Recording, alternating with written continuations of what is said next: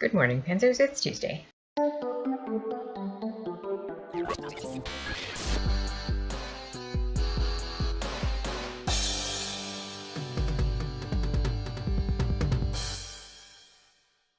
Well, my Camp Nano project has picked up slightly.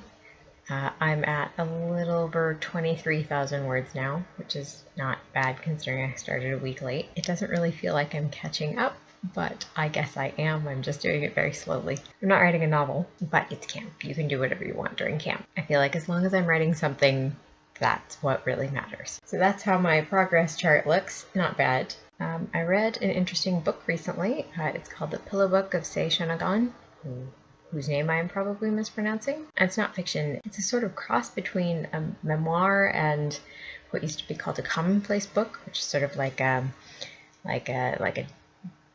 diary, but with all kinds of stuff in it. You might put any sort of thing into a commonplace book.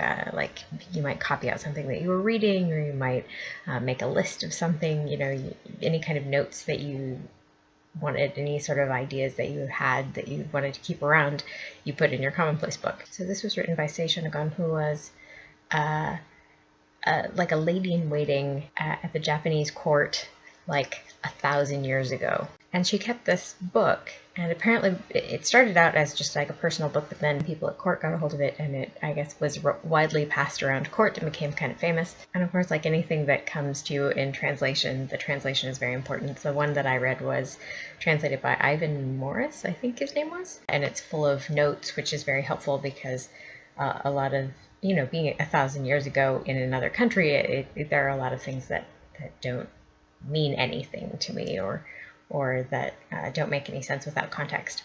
So there are a lot of notes, and I really enjoyed it. I enjoyed it a lot more than I had kind of expected to. I guess I thought it would be drier or harder to relate to, but actually it was a really interesting book, and I recommend it if you like that sort of thing.